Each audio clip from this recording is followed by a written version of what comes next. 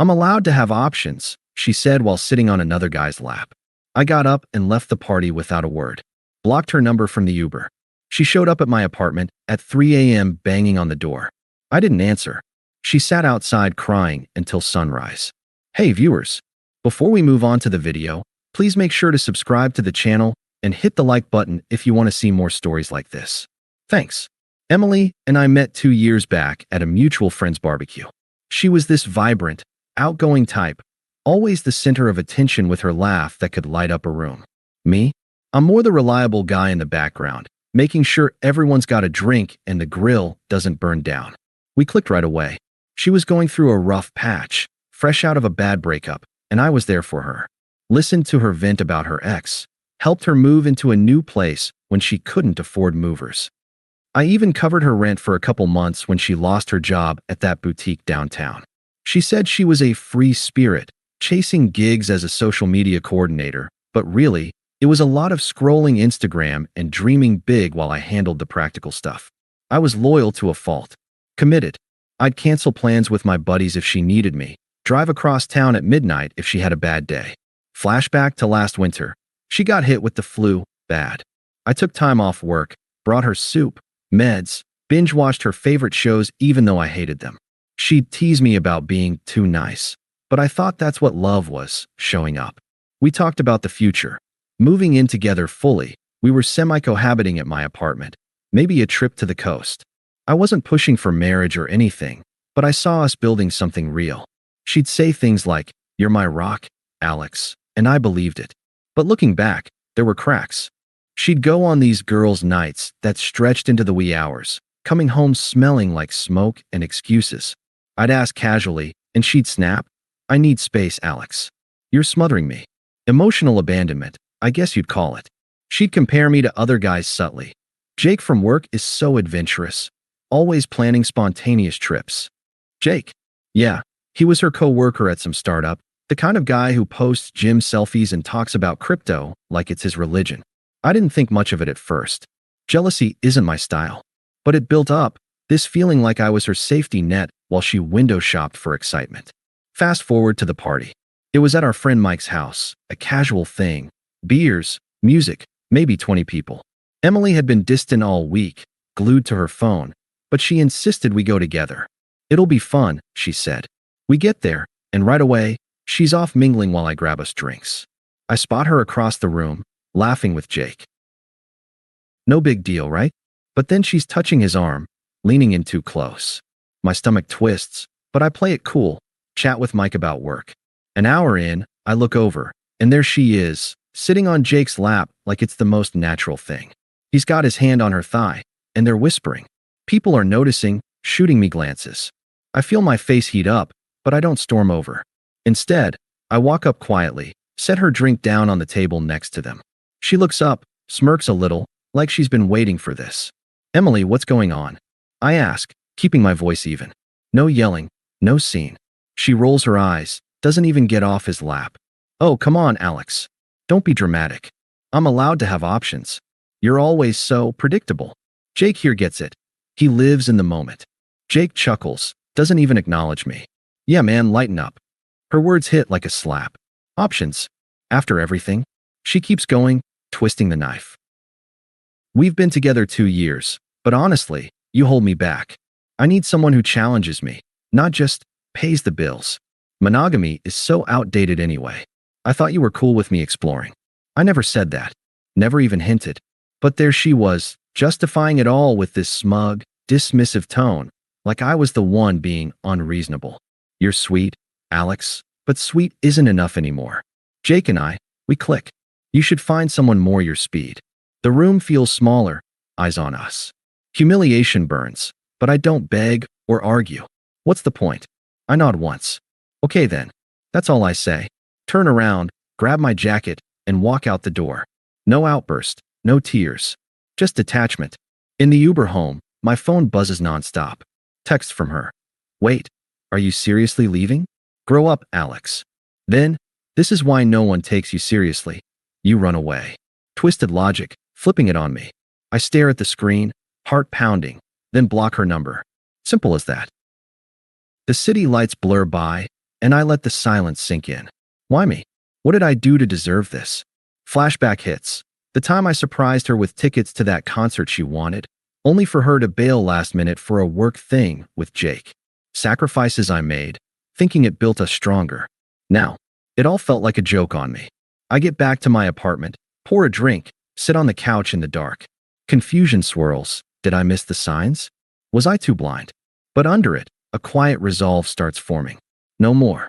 That's when the banging starts. Around 3 a.m., pounding on the door. Alex, open up. We need to talk. Her voice, slurred a bit, probably kept partying after I left. I freeze, phone in hand, but I don't move. She bangs harder.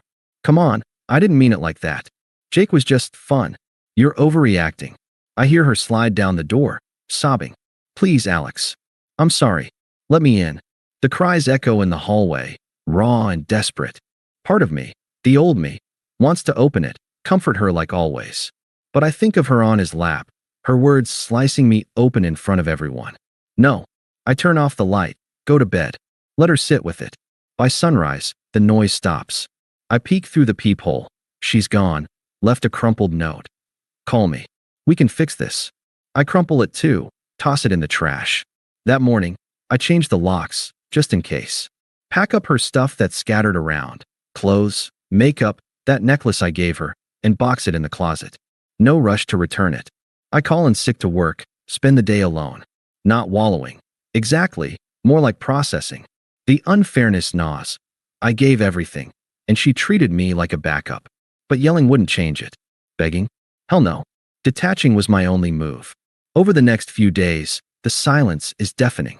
Mutual friends text, awkward. Heard about the party. You okay?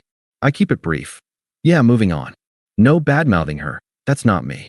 Inside, though, the confusion lingers. Nights are rough. I replay the scene, question if I was too predictable. But slowly it shifts. I hit the gym, reconnect with buddies I'd neglected. Sign up for that online course I'd put off. Small steps, but they build. Emily, she's a ghost now. Blocked everywhere. And damn, it feels like breathing fresh air. Update. It's been about a month since that night, and honestly, I thought blocking her would be the end of it. Boy, was I wrong. But first, let me fill you in on what happened next, from what I've pieced together through mutual friends, anyway. I didn't go digging. People just started reaching out, probably because the party fallout spread like wildfire in our circle. Turns out, Emily's options weren't as golden as she thought. She jumped straight into things with Jake after I left. Moved some stuff into his place within a week, posting vague stories on social media about new beginnings and living free. Our friends saw the red flags right away. Jake's the type who's all charm at parties, but a mess behind closed doors. Unstable job history, always bouncing between gigs, and a reputation for blowing through cash on dumb stuff like crypto bets that never pay off. Emily quit her job at the startup impulsively, saying she needed time to explore her passions with him. Big mistake. Karma hit fast. About 6 weeks in, things unraveled. Jake started showing his true colors, abusive verbally, picking fights over nothing, calling her names when she questioned his late nights out. Friends told me she'd show up to brunches looking drained, making excuses for bruises on her ego. Then the big blow. He used her. Drained what little savings she had on joint adventures that were really just his bar tabs, then cheated on her with some girl from his gym. Dumped her cold, kicked her out with no notice. She ended up crashing on a friend's couch, broke and isolated. Her reputation took a nosedive too. The party incident? Everyone talked. Mutual friends who defended her at first, saying she's just finding herself, switched sides when the truth came out. Text from Mike. Dude, she's spiraling. Jake exposed her as the manipulator in their breakup posts online. She lost a couple of gigs because clients heard about the drama and didn't want the headache. Isolated, no job, no backup plan. It was like watching a house of cards collapse. And yeah, it felt earned. Not that I gloated. I was too busy rebuilding my own life. But hearing it, it confirmed I'd dodged a bullet. I stayed detached through it all. Focused on me. Landed a small promotion at work. Started hiking on weekends. Even went on a few casual dates. No rush, just enjoying the freedom. The confusion from that night faded into clarity. Her betrayal wasn't about me. It was her chaos. I sat with the unfairness for weeks, replaying how I'd been her rock only to get discarded. But now, it fueled my growth, not my anger. Update 2. Okay, Reddit, this is where it gets intense. The reconciliation attempt started slow but ramped up like a bad thriller. First, about 2 months post-party, my phone lights up from an unknown number. Text, Alex, it's Emily. We need to talk. I messed up big time. Can we meet? I didn't respond. Blocked it. Then another number a day later. Please, just hear me out. Jake was a mistake.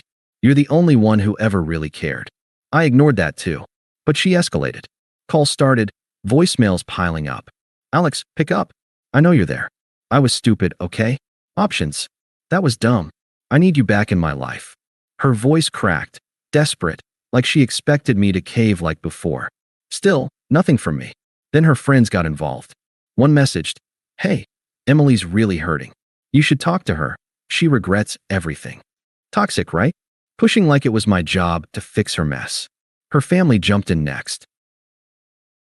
Her mom called from a number I recognized. Must have gotten it from old contacts. Alex, honey, Emily's in a bad place. You broke her heart walking out like that. Be the bigger person and give her another chance.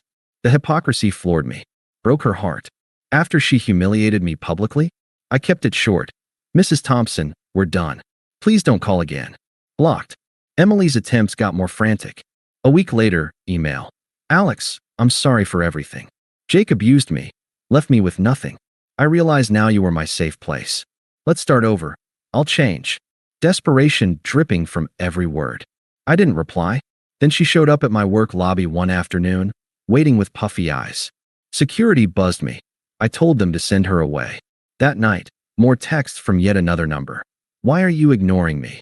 I poured my heart out. You're being cruel. The anger kicked in after that. Voicemails turned nasty. How dare you ghost me like this? After all we had. You're heartless, Alex. No wonder I needed options. You're boring and cold. Showing her true colors, flipping the script again. Her sister even texted, my sister's falling apart because of you. Man up and talk to her. Unpleasant as hell, guilting me like I owed them. I responded once to the sister. Emily made her choices. Respect mine. Block. Through it all, I stayed calm. No emotional outbursts, no sympathy. Why? Because I'd moved on. Picked up photography as a hobby, met new people at meetups. Even started seeing someone casually. Let's call her Sarah. Kind, supportive, no games. Emily's outreach. Just noise now. It highlighted how far I'd come, from confused and hurt to clear-headed and free. Final update. This brings us to last weekend, the cherry on top. Mutual friend's birthday gathering at a bar downtown. Low-key, but I almost skipped it knowing drama might brew. But hey, it's my life. I'm not hiding. I show up with Sarah, feeling good, new outfit, promotion glow. Place is buzzing, friends pat my back, looking sharp, man. Then Emily walks in, disheveled, hair messy, clothes rumpled, like she hadn't slept. Spots me, beelines over. Alex, thank God. We need to talk, privately. Her eyes dart to Sarah, narrowing. Friends go quiet. I stay composed, sip my drink. Emily, there's nothing to say. She pushes, please. I realize you were the one. Jake was toxic. He hit me, took everything. I was wrong about options. Monogamy with you is what I want now. Forgive me. Hypocrisy on full display, twisting her betrayal into my fault somehow. Sarah squeezes my hand, but I handle it. You chose Jake. Humiliated me in front of everyone. Now, you're irrelevant to me. I've built something better. Works great. Life's peaceful. Your problems? Not mine. Her face crumples. But I love you. Don't do this. Let's fix us. Firm, no waver. There is no us. You taught me to value myself. Thanks for that, but we're done. I turn back to the group, conversation resumes. She stands there a moment, tears starting, then storms out. Later, friends said she lingered outside, crying like that night at my door. But me? I laughed with Sarah, danced a bit, completely moved on. Emily's desperate. Her karma. I'm thriving. Ghosts of the past faded. Thanks for watching. Make sure to subscribe to the channel and hit the like button. What do you think about this story? Share it in the comments.